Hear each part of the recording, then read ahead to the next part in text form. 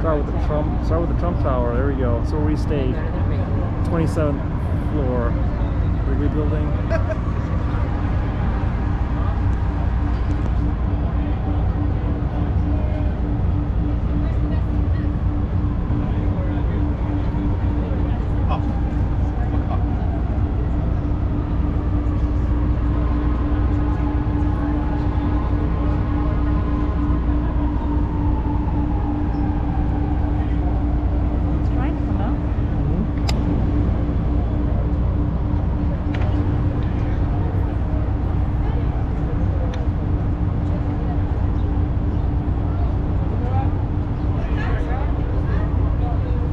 There's still plenty of time before we get underway. Just want to let you know, in case you haven't found them yet, we do have stairs in the back.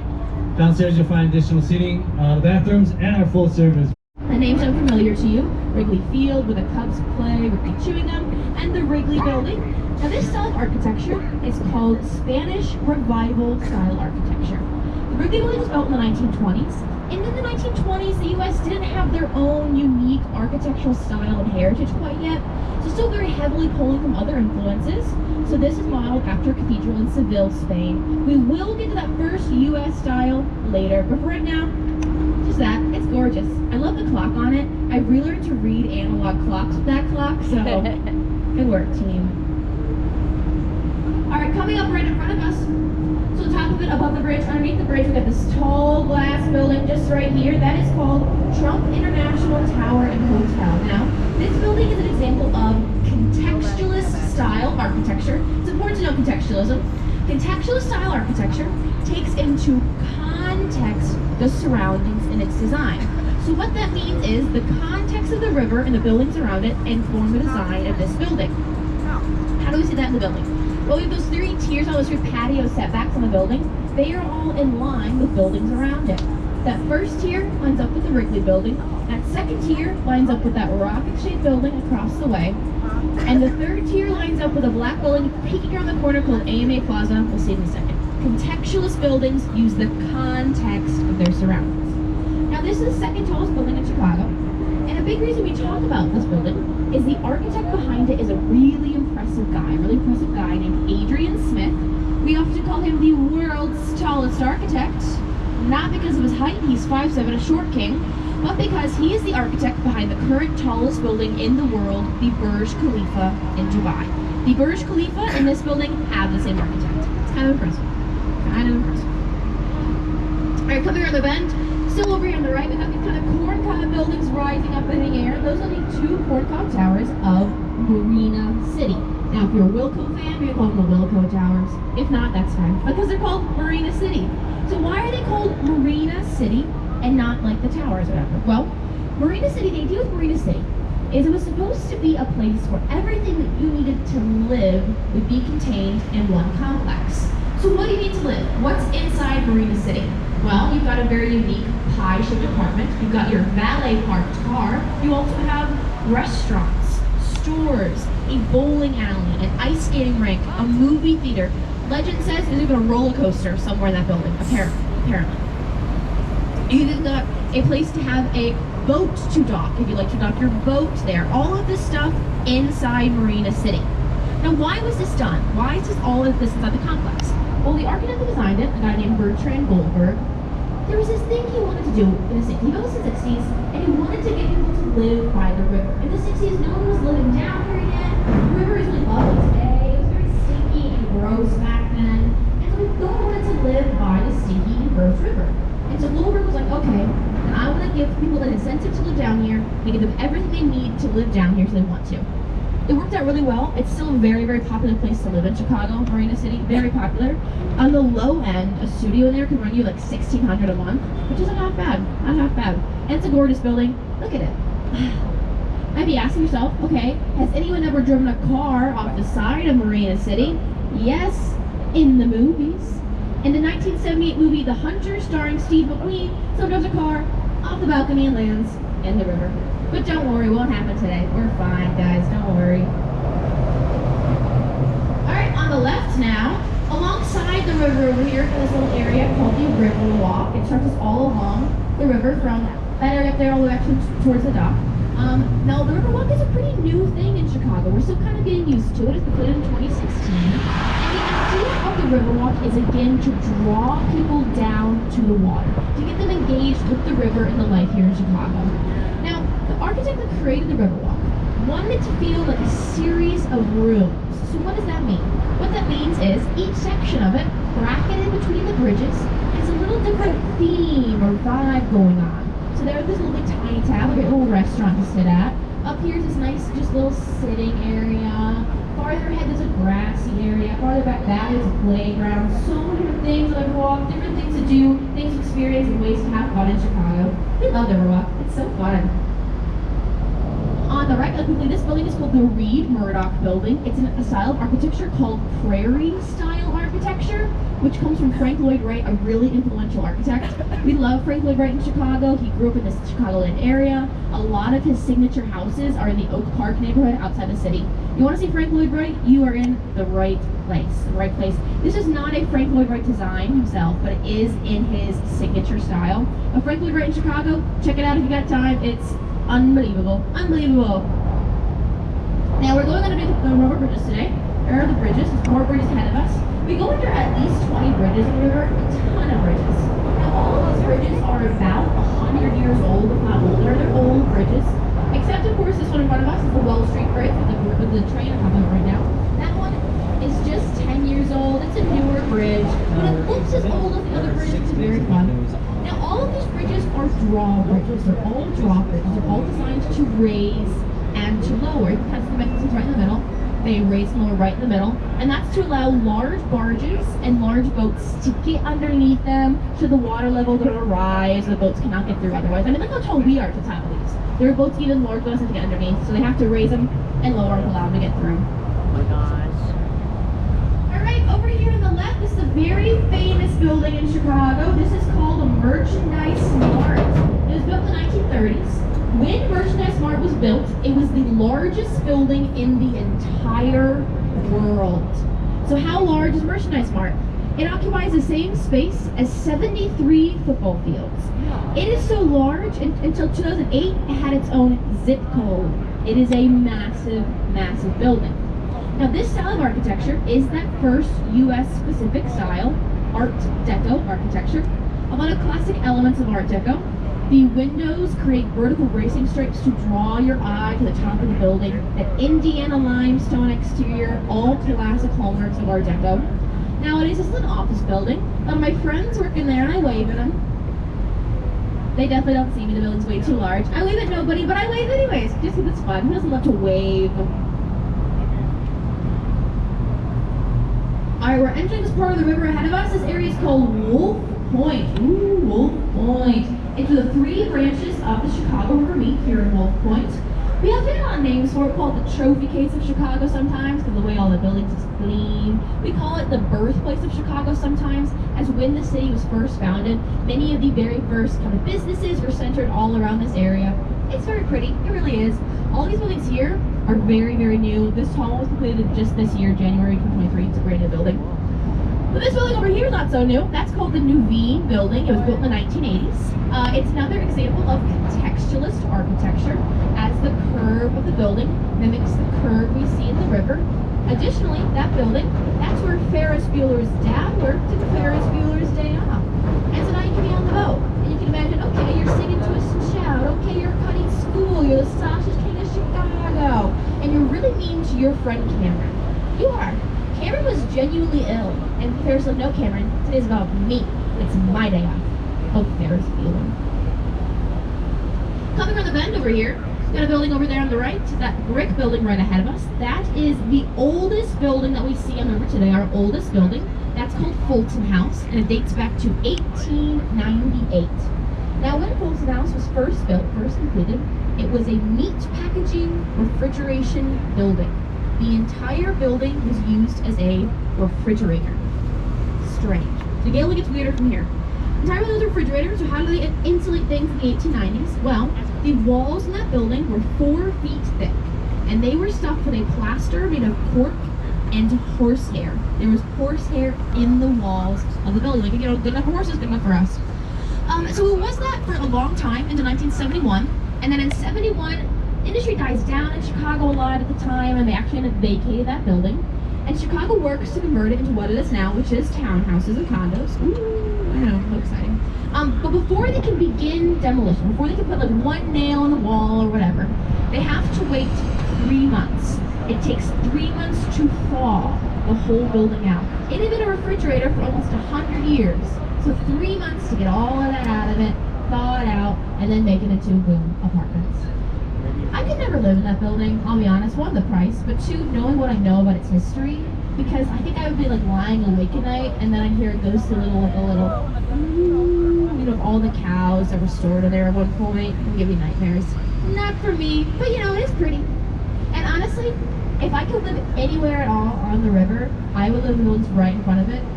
These things called the river cottages. Oh, they are so fun. Look at them. There are all these like fun angles, like triangular, all the way to the balconies and the windows. Their style of architecture is called postmodernism. Modernism, we'll see it later, kind of boring, very structural, very staid. This is just like, let's have as much fun as we possibly can. They're just so fun, they're so interesting. All of these crazy lines, I love them, I really do. Living in them is kind of a pipe dream, I'll be honest. There's 4 units in there, and one of them recently sold for $3 million. That's not on my budget. I can't afford that. So, American dream. American dream. Over here on the right, quickly, this area is called the East Bank Club. This building is the East Bank Club. It's a high-end recreation sports facility built in the 80s. How high-end is it? The family I nanny for, they work out there. You guys don't know, that's not a good joke. But the Obamas actually used to work out there, and Oprah used to work out there. Wow. So can you imagine you're like on a treadmill and you're right next to Oprah? Like, what do you do in that situation? I just think I start panicking and run really fast. Like, Oprah, I'm gonna press her, you know? And I pass out on the treadmill just to save me. Alright, as we enter this branch of the river up here, as we pull ahead, our captain's going to do a quick U-turn. When he does this U-turn, I'm gonna hop off the mic, I'm gonna walk around, answer any questions you might have so far, and then we'll go back to more buildings.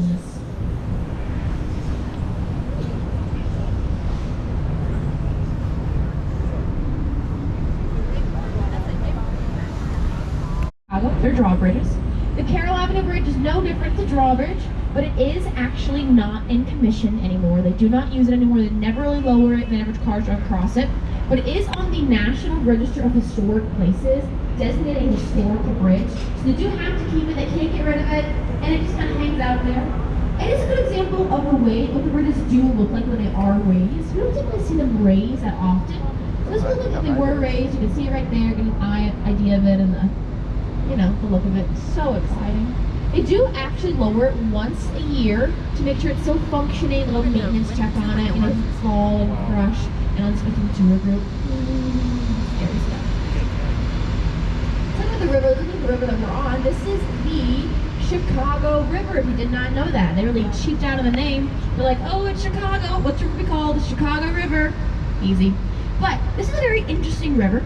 This is one of the only rivers in the world that flows away from its mouth. It's a unique thing. Rivers simply flow into their mouths. This one does not. It used to, but it does not anymore. There's a story of that. In the 1890s, we're a big industrial town, a meat packaging town, and like a lot of industrial towns, Chicago dumps their industrial waste into their water supply. They dump it into the river. Now the mouth is in Lake Michigan, and Lake Michigan is our largest source of fresh drinking water. So what this means is, in the 1890s, we are dumping our waste into our river, flowing into Lake Michigan, contaminating our drinking water. Yikes. Yikes. Chicago becomes the cholera capital of the world because of the stuff in our water. It's not good. Not good. Yeah, fix this problem. When visit Chicago, there's cholera in the water. So what they do to fix the issue is they call the Army Corps of Engineers. And the Army Corps of Engineers says, okay, we're going to reverse the flow of the river. They change the direction the river flows in. So now it used to flow that way. Now it flows the opposite way. It flows into the Mississippi, sending all of our trash to St. Louis. Have fun, St. Louis. Enjoy our garbage. Sorry about that one. Sorry. Over here on the right, you've got this building right here, the very small base, often called the Tuning Fork Building. That's just for fun. It's actually called the one from North Riverside. It's a real name. It's a very interesting building. You don't think about this a lot, but buildings do sway in the wind. Wind is more powerful than buildings. I was thinking like it's like those inflatable car guys, you know? like one of those. It's like that, but on buildings. So buildings sway in the wind. And that is a bit of an issue in this building because of its base. The base of it is very, very small. That's intentional, actually, the base is so small. Intentional for two reasons. One, there's an ordinance here in Chicago that all buildings built upon the river must be set 30 feet back from the water's edge. Additionally, there are train tracks that run under the building, Amtrak and trains under the building, so they cannot build foundations into the ground. It's a very small area of land to put the foundation on. So buildings swaying in the wind, foundation small, how is it not falling and crushing us? Well, there's an engineering principle they use called inertial slosh dampers. Ooh, what's that? What it is in the top floor of this building, there's 150 gallons of water. And as the wind pushes the building in one direction, the water, those gallons, moves the other way. The wind goes that way, the water goes this way. The wind goes that way, the water goes this way. And the effect it has is stabilizing and evening out the flow of the building, keeping it upright, just like that. Good job, engineering. Way to go. There's more engineering principles we'll see later, but that's one of them. That's one of them. Alright, over here on the left, we got this glass building. Hey, this is the Bank of America building. If you're a Bank of America patron, give yourself a hand, guys. You paid for that building. You built it. I was gonna say, you know, you paid for it. Great job. Take it home with you. Throw it in your pocket. Throw it in your purse. Have it for fun for parties. You know, pull it out like a building design. Just kidding. Don't steal the building. Stealing is wrong. But it's a fun building regardless. It's a fun building. It's another example of contextualist architecture.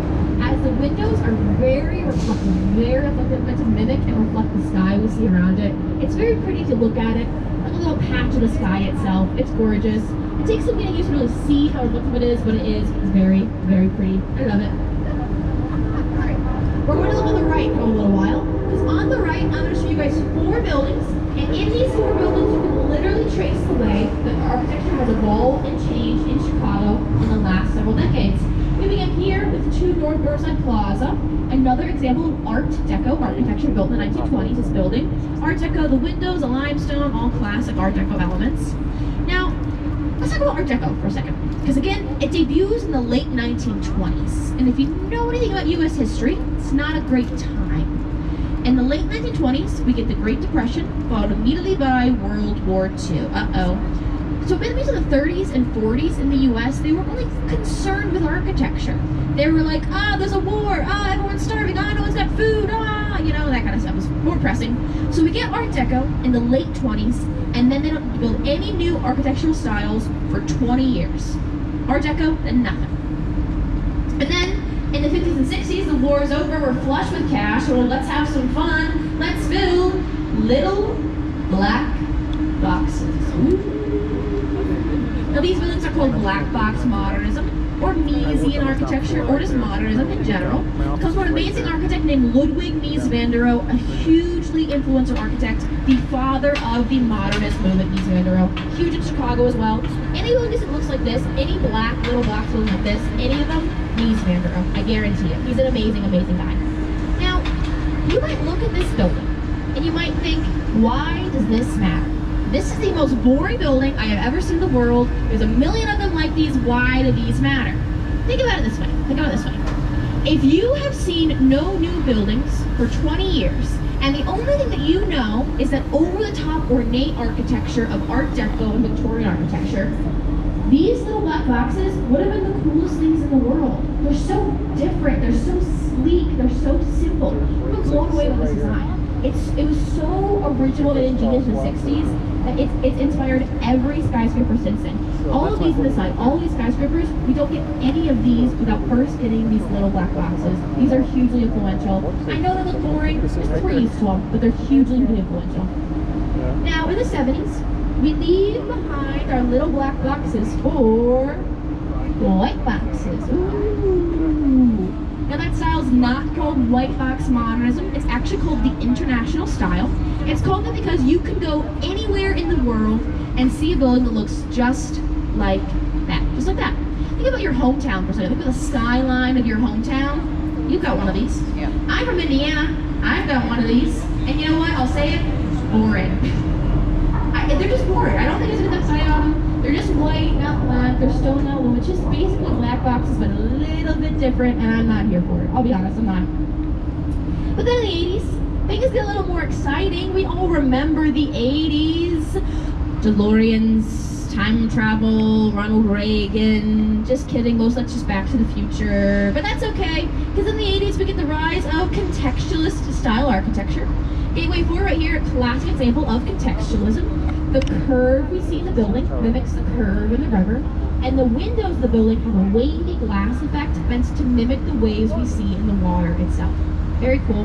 Now, we get contextualism beginning in the 80s, and we're still building largely contextualist style skyscrapers, and I'm kind of sick of it, I'll be honest. Like, we get it, it's very cool, but it's like, what's next? You know, what's the next big thing? It's 2023, what is going to be next? And I don't really know what's next. Maybe I'm guessing like purple boxes, yellow boxes, who knows? Over here on the left, really quickly, this is a nice little mural on this building. The story of this mural goes, the developers of the building took one of these tours, and they were so sad no one discussed their building, they painted a mural on the side. There it is, it's a map, that mural. That little red dot, it's like a You Are Here map. The red dot is us. Right now, there we are, guys. It's like a mall map, like you are here, where's the Auntie Anne's? Nice, good job, red dot, good work. Over here on the left, if this building looks familiar to you, that is because that is Gotham National Bank, the opening scene of The Dark Knight. What? I know. Christopher Nolan filmed his Batman movies here in Chicago, and that's one of the locations. Guys, Heath Ledger was in that building.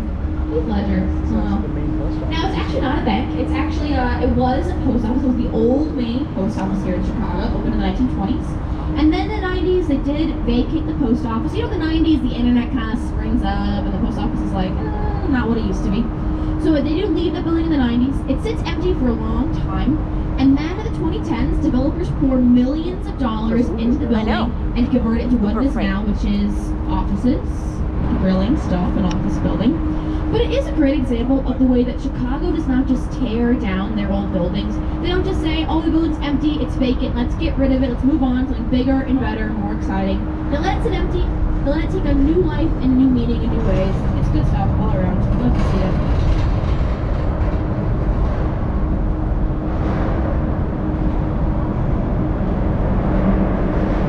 Alright, we're just for the tour right now that just like doesn't have a lot of buildings. And you're like, what the heck? I thought this was a buildings tour. Where are all my buildings? It's okay, guys.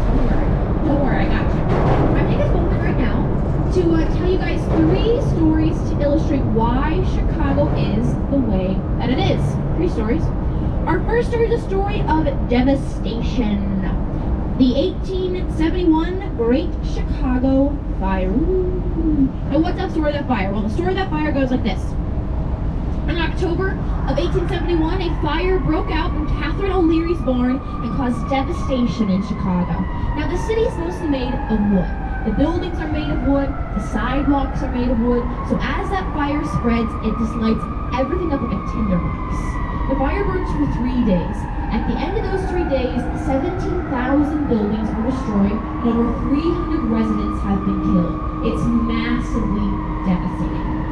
And the wake of this, they're kind of this decision, you know, it's like, they leave Chicago, go to Milwaukee, or whatever, they leave Chicago, or do they say, no, let's stick it out, let's rebuild.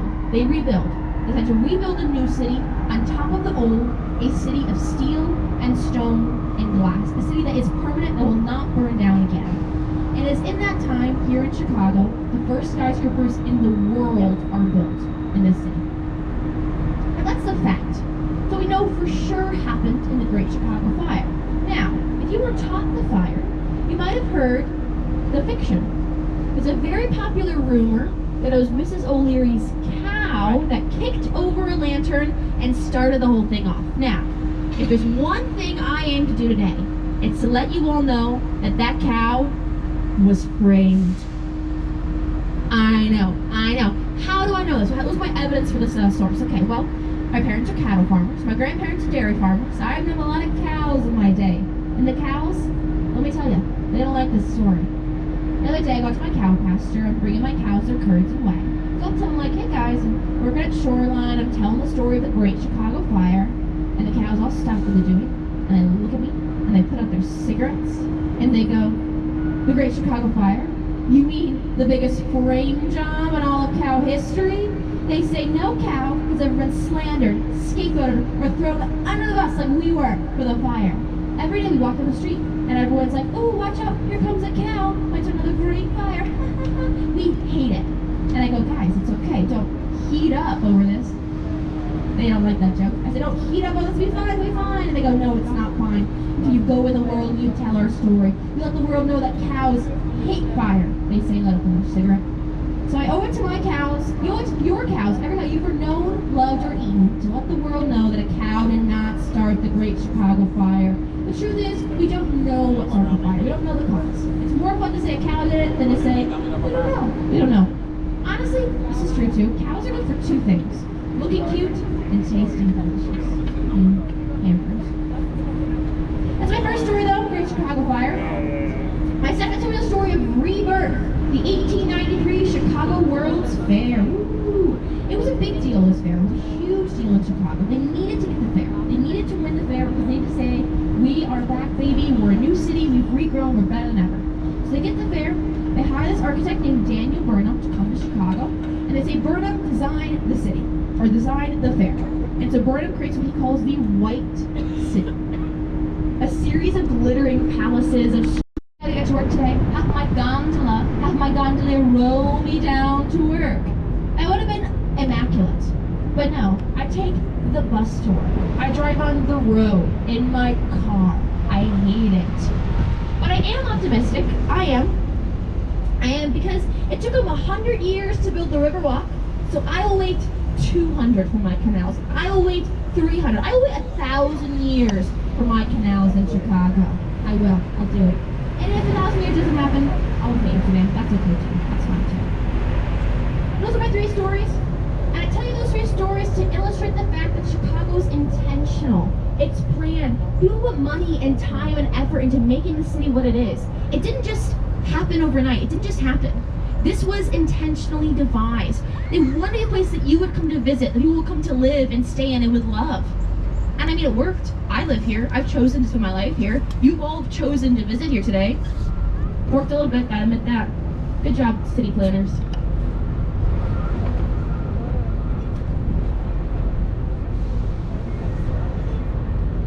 All right, now we're back to buildings. Woohoo, buildings. Right over here on the right, that funky looking building is called River City, From our old friend Bertrand Goldberg of Marina City fame from River City. Built in the 1980s. It has the same things we've got in Marina City again. Very unique kind of circular apartment, your valet parked car, places to stock your boat, shops, restaurants, yada yada yada. There's actually a daycare in there, so the little building can go to school in there. Kind of smart. Has my little daycare action. Now, when this was built in the 80s, it was kind of not super well received. This River is very industrial. It's still very industrial. It was even more in the 80s. So no one really wanted to live over here. It wasn't super desirable to live over here. So it sat alone for a very, very long time until very recently. The building right in front of it, that black building, is called The Reed. It's a high-end apartment complex, and it was completed in February 2023. It was just completed this year. So it's during the Goldberg's idea of River City. It was just like about 40 years too early. People do want to live over here, but it's taking time to get them over here, get them this way. So it's a cool thing. I kind of anticipate, say 5 to 10 years, we'll see a lot of this industry go away, and a lot more buildings rise up in this area for people to live in. Very interesting. Let's talk about prices. In the River City, it's about $1,800 for a studio, a little more than the Marina City. Marina City is a little dated. It's a little dated. This one's a little less dated, so it's a little more expensive. And the Reed, because it's brand new, $2,200 for a studio. Honestly, none of those are terrible deals. That's just not terrible deals. Could you do better in Chicago? Yeah, of course. Could you do worse? Also yes. So it's right in the middle. It's right in the middle. I guess if you want to live by the water, it's a good deal. But if I live by the water, it's river cottages or nothing. Alright, I'll show you guys 3 buildings ahead of us. 3 buildings ahead of us I like to call the leading ladies of Chicago. If this was like First Wives Club, maybe my Goldie Hawn, my Diane Keaton, my Bette Midler of movies. Over there in the distance, you got that building with the statue on top of it. That's the Chicago Board of Trade building. It's again an Art Deco style building built in the 1930s. Now that statue at the top is the Roman goddess Ceres, the goddess of agriculture. We get the words cereal and cerveza from Ceres, so C, my Latin is important. Actually, I thought Latin was unimportant, that was important. Whatever. But again, very cool building. If any of you guys watched the show The Bear, watch The Bear. Yeah, should have been saying that. If you don't watch The Bear, you should. It's great TV. If you watch The Bear, they have this rumor about the statue on top of Ceres. They say that Ceres does not have a face because they believe no building around it would ever be tall enough to see the face of Ceres. This is false. Richie said it, it's false. The truth is, Ceres does not have a face because she's an Art Deco style statue, and Art Deco statues just historically don't have faces. It's the way they roll. The Oscar statues Art Deco, no face. That's the way it goes.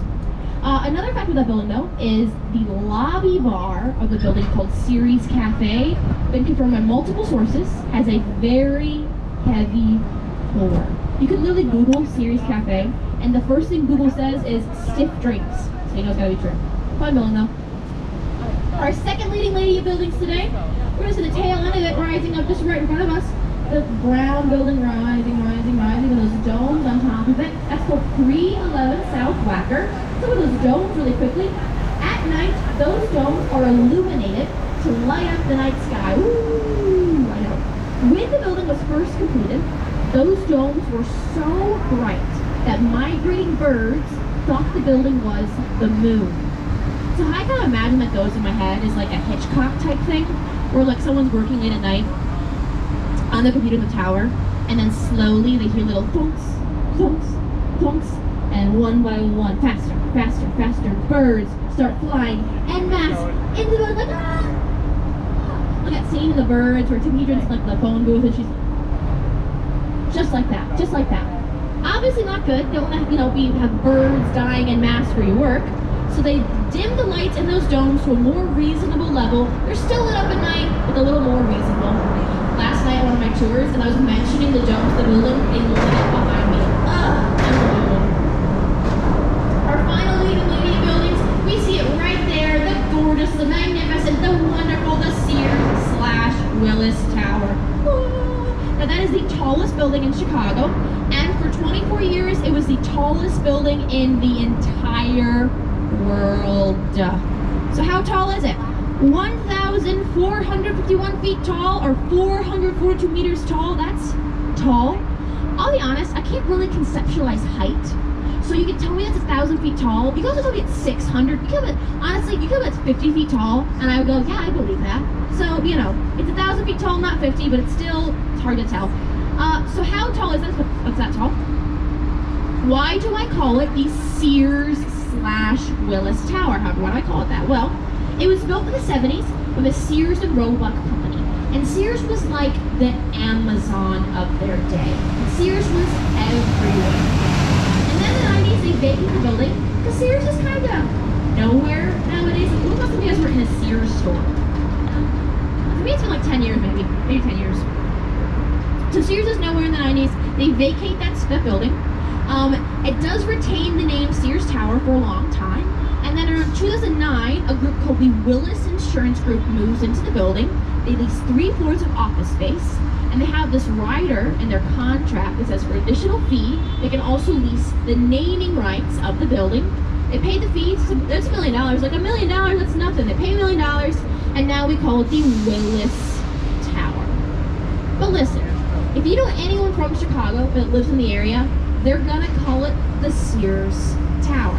Because here in Chicago, we're stubborn. We're stubborn people. We hate being told what to do, where to go, and what to call our building. So we still call it the Sears Tower. I still call it the Sears Tower. I will always call it the Sears Tower. You could rename it the Mother Teresa World Peace Tower, and I would still call it the Sears Tower. Just the way I roll. Just the way I roll. Okay, my point, okay. It's a very tall building. Has anyone ever scaled the side of the Sears Tower? The answer is yes. 2 people have successfully climbed the building. There it is. Wow. Can you imagine climbing that? Terrifying stuff. The first guy was a guy named Dan Goodwin. He was dressed like Spider-Man, so we call him Spider Dan. Genius. I think he's really smart on his part, though. Because think about it this way. If you see a man climb the Sears Tower, you'd be like, oh no, a man, watch out, that's so dangerous. If you see Spider-Man climb the Sears Tower. You're like, keep up the good work, Spider-Man, go save the city. You know, change your mind a little bit. But Spider-Man took him 7 hours to climb it. And when he reached the top, and he was exhausted, he was all, I have accomplished a feat no one else had ever accomplished before, I should be celebrated. And we did celebrate him by arresting him. He was arrested, yeah. Sorry, Dan, it's legal on the Sears Tower, it's illegal. Another guy also climbed, a Frenchman named Alain Robert also climbed the Sears Tower. Now Robert's he's a bit of a daredevil. He's climbed the Burj Khalifa since, but his method of climbing is to use no equipment, only his hands and his feet to scale the side of the building. Terrifying. It's like bone chilling stuff. People often ask him, they go, okay, Robert, like, why do you do this? What's your motivation behind doing this? And he says, no joke, I'm afraid of heights. Which is like, is he the smartest guy in the world or the dumbest? I can't figure that one out. I'm afraid of heights. I won't take an elevator in the Sears Tower, let alone scale the side of it with no equipment. Literally bone chilling. Like, if I was in his brain for a day, imagine what I could accomplish. Scary stuff. Now, Chicago has a lot of nicknames in the city. I feel like all the nicknames are designed to kind of trick you a little bit. Our Florida is the second city is a nickname we have. Second city, not called that because we're seconds to any other city. We are called the second city because the first city burned down. Second city, first burned down. Another nickname is, I love the city that works. It's a great nickname. I love the motivation. Those are blue collar. Like Chicago, we work hard, we work, we function. I love city that works feels very blue collar. It's like really fitting for Chicago. Another one is, of course, the Windy City. Now that one is tricky. We're not called the Windy City because the wind. That makes a lot of sense, but it's not true. We're called the Windy City because in the 1890s, all these Chicago politicians, they're going to Washington, D.C., and they're all like, we love Chicago, Chicago's the best, Chicago's the best. And in D.C., they're all like, those windbag politicians from Chicago, talking hot air, remember saying love Chicago. Windbag politicians, Windy City. There you go, that's where that comes from. This over here, you can read on the side, the Civic Opera Building. It's the second largest opera house in the country after the Met in New York. It's a really gorgeous building built in the 1920s. It's one of very, very many theaters in Chicago. This is home to the Lyric Opera of Chicago and the Joffrey Ballet, so a little high-end entertainment.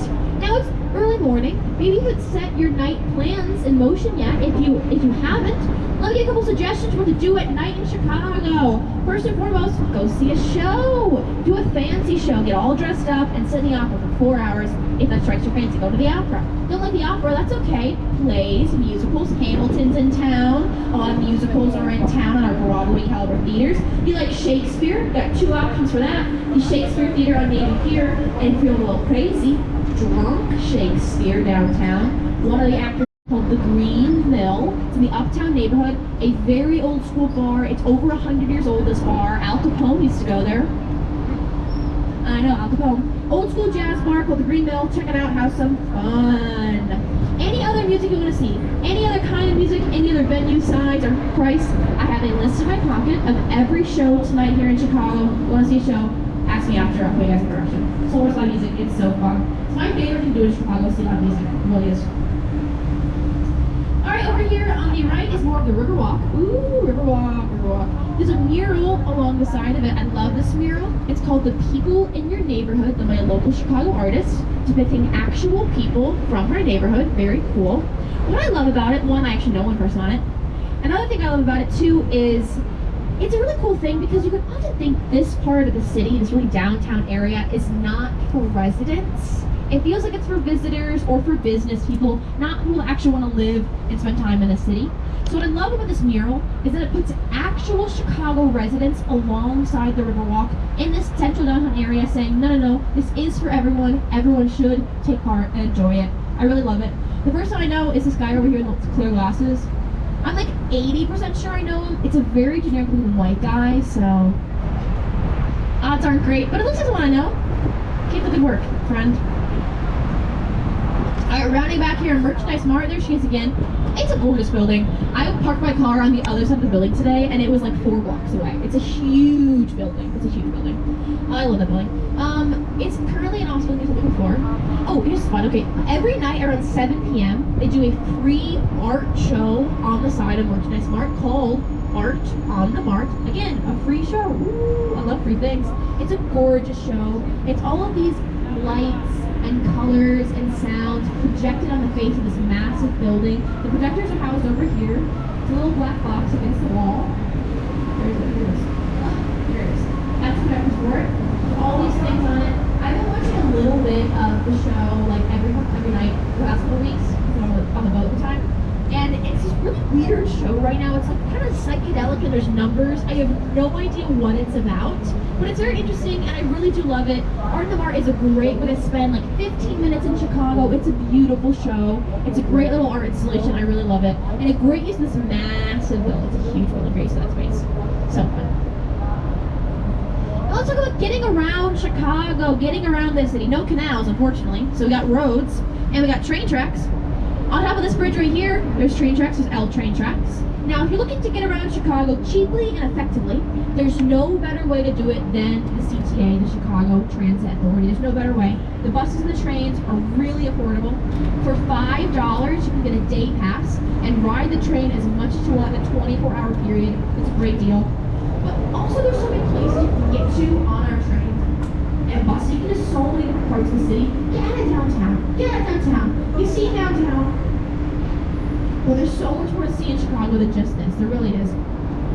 For example, Chinatown. Take the Red Line down to Chinatown stop. Take it down there, get amazing Chinese food, see the amazing little Chinatown we've got. Or take it the other way, go to Rogers Park, go up to Devon Street, amazing Indian food, some amazing food in Devon Street. Or off of the Argyle Red Line for Vietnamese food. Not looking for food, go to Wrigleyville, go see where the Cubs play at Wrigley Field. Go to, where else can you guys go? Go to Boys Town for the best nightlife in the city. Go to Wicker Park for the hipsters, you know, anywhere you want to go. A brutalist style building, and I will be so honest, I love it. I love it. I know it looks like angry and squat and ugly, which is fair. But so is Danny DeVito, we all love him. But it's a really fun building, it really is. Now, why do I love brutalism? Well, brutalism developed in the 50s and 60s in fascist Hungary. Makes a little sense, in fascist Hungary. And the idea of brutalism is about safety and security.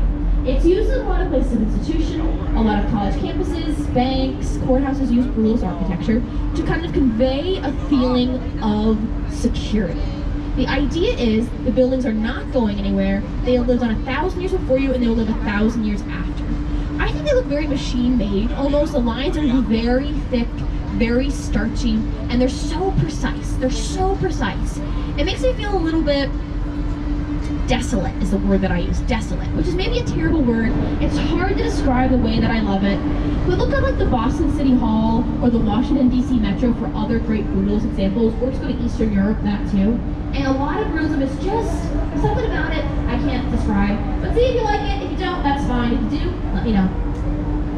Alright, there in the distance, that little green is built with the gold on top. It's called the Carbide in Carville, a very, very gorgeous building. It was built in the 1920s. It was built during Prohibition, so it's often said the building is designed to look like a bottle of champagne, because during Prohibition it was illegal to drink champagne, so it could look like champagne. So creative.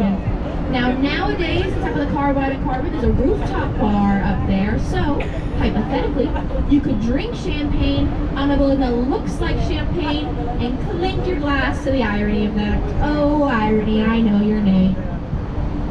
Now, another great rooftop bar, there's a lot of rooftop bars downtown, like taken off in recent years. We're in the last little grass of decent weather, so go to a rooftop bar while you can. Do it while you can in Chicago. This time of year in Chicago, be outside as much as you can, because in the winter, bad news. But another great one, that London House right there, that thin glass building between the two stone buildings on either side, it's called the London House. It's a hotel. It's a very popular rooftop bar up there. How do I know it's so popular? Because I can't get a reservation. Simple as that. That's how I know. If you're in town for a couple of days though, want to do what I cannot, get a reservation to London House, go to the rooftop bar, gorgeous, just like sweeping views of the river and of the city up there. Have fun, enjoy it, have a drink on my behalf. Another good one, a little off the beaten path, but a very good rooftop bar that I love in Chicago is called the J. Parker. The J. Parker. It's in Lincoln Park. It's a little bit on its own. It has really great views of the lake from up there because it's kind of standing like little buildings in front of it. Very gorgeous. Check it out. Have fun. Go get a drink. Why not? It's only a Wednesday. Or is it Thursday? It's a Thursday. It's a Thursday. Okay, cool. I know my days, guys. I know it. All right, looking around the bend of the Rosie building. We got the stone building rising slowly and slowly more in front of us. That stone building is called Tribune Tower. It's another very iconic, very classic Chicago building, Tribune Tower. It's in the French Gothic Revival architecture style from the 1920s, modeled after a French cathedral. It was the home of the Chicago Tribune from 1920 until 2018. In 2018, the paper did vacate the building. And I'll be honest, that really bums me out. Like, I have trouble thinking about that sometimes. I think of all those journalists that now work for the Tribune that do not get to work in this gorgeous, historic building, like generations of journalists before them. It's a little sad, it is. It's now been converted to now luxury residences. It's an apartment complex or condos in there. Very, very luxury. How luxury? That top penthouse sold for around $80 million. Like, I can't even think of anyone in Chicago that has that amount of money, so it's staggering to me to think about. I also do, I believe this in my heart. If I lived in that penthouse, there's no way that I'm not a supervillain. Like, it's just impossible I would not be a supervillain. I'd be up there and I'd have like a little glass of like brown liquor and I would swirl it around and I'd be like, oh, this city is mine. I hate you peasants. Oh, you know, like that. I like that totally. Now, one of my favorite facts about the Tribune building, however, is if you walk along the exterior, I highly encourage you after the boat, we're right there, walk along the exterior of the building. On that bottom level, etched into the sides of the walls, the bottom level, are all of these relics from famous buildings from around the world, pieces of Notre Dame, pieces of the pyramids of Giza, pieces of St. Stephen's Cathedral in Vienna. All of these famous relics are in the building. The story of that goes, in the 1920s, as Tribune journalists are returning from foreign postings, they're bringing these relics back with them. They're bringing them back with them. The ethics of that are a little questionable, but it's a really cool thing to have in the building. I really do love it. It's a lovely little like treasure map of sorts. Check it out if you have time. It's really, really cool, quite honestly. Our another building we got ahead of us, that waving last one right there on the right, that is called the St. Regis with 3 little towers. That's called the St. Regis. It's the 3rd tallest building in Chicago. But more importantly, the St. Regis is the tallest building in the world designed by a woman. And get up for women for that one. Tallest building was designed by a woman. It's both an apartment complex and a hotel, so you can stay in the building and say, oh, I stay in the tallest building in the world designed by a woman, if you like. Comes from the architect Jeannie Gang is the architect behind that building. Jeannie Gang, an amazing architect. She's Chicago-born, Chicago-raised. She gives back a lot to the city. She did this one, she did Aqua Tower, which is right there with wavy balconies on it. She did Maggie Daley Park. She's done a lot, Jeannie Gang, we love her. Now, let's talk about that top highest tower. You see those kind of 2 open-air floors up there? I mentioned earlier, you know, buildings sway in the wind, and those open-air floors is another engineering principle used to reduce sway. Let's talk about it. Those are what's called a breeze-through or blow-through floor, and the idea of it is, as the wind is pushing on that tallest tower, making it do like the car guy thing, making it do that, those 2 open-air floors act as like an outlet for wind. Because if the wind's pushing on the building too much, you cause seasickness in those top floors. So they had to open up the 83rd, 84th, breathe that pressure off, have them have an escape route so it's not causing that tension, not causing that seasickness. Without that, people would get seasick in that building. You don't want to be seasick where you live, you don't want to be seasick in your home. If you did, you would live on a boat, not on a skyscraper in downtown Chicago. But it's a great building, it's really gorgeous. Now, it's almost lunchtime. Let's talk about food in Chicago really quick. Food in this city, a lot of classic cuisine in Chicago. One is, of course, the deep dish pizza. Now, I'm trusting you all with a secret really quickly. Okay, can you keep a secret? Okay. I know, I live in Chicago. I do. I don't like deep dish pizza. I know, okay? It's just too much pizza. It just is. You know what pizza I like? I like Costco pizza. Now that's cuisine. That's quality pizza right there. I love Costco. Can't go wrong with Costco. Maybe you think I'm not doing to prove me wrong, that's fine. I encourage you guys, prove me wrong. Go get some deep dish in Chicago. I have been told the best place to go is called Lou Malnati's. It's a chain, Lou Malnati's. It's supposed to be the best in the city. If not, Giordano's and Gino's Eats, but I've heard Lou's is the best. Now my personal favorite cuisine in Chicago, my personal favorite dish is called the Italian beef sandwich. Oh, the Italian beef. Now what is that? It's thinly sliced roast beef, marinated in its own juices, on a brioche bun, marinated in those same juices, topped with peppers, either spicy or sweet. It is to die for. It's perfection. Good place to get Italian beef. If you like the bear, Mr. Beef, I don't really eat, so I call the bear. Any place that has beef in its name, Al's Beef, Johnny's Beef, Mr. Beef, there will be good beef there. That's kind of a rule. Good beef is called beef in the name. Now, another classic cuisine in Chicago, maybe the most iconic, is of course the Chicago dog. Now, if you are to order a Chicago dog, there's a rule that you must follow, and it's this. You can never, ever put ketchup on your Chicago dog. If you do you know what happens? The mayor himself will run out of his office with this. He'll run just like that. And he'll run down to you and he will say, "Get out of town, get out of Chicago, we don't want you here." Just kidding, he won't do that, he's really busy. But the truth of the matter is, if you put ketchup on your Chicago dog, it's not a Chicago dog anymore. It's just a hot dog. You can get a hot dog anywhere. You're in Chicago, get a Chicago dog as it was intended, with the onions and the relish and the mustard and all of it, and it's perfect in that way. Get it that way or don't get it at all. Another place to get a dog in the city, Portillo's is always good. Cannot run with Portillo's, honestly, you can't. The Wiener Circle in Lakeview, very iconic place, very famous place in Chicago, Wiener Circle. The staff is mean to you, and that's the gimmick. So that's fun. But it is a great place, very iconic, very famous in Chicago, Wiener Circle. If you're ever near O'Hare, like on your way out, stop at Superdog. Oh, Superdog. That is my favorite dog place in Chicago. That's the only building in Chicago built upon the lakefront, the Lakeway Tower. Now why is that? Well, very early in the founding of the city, whoever was in charge back then, they were like, no buildings should ever be built upon the lakefront. They wanted free and open to all people for all time.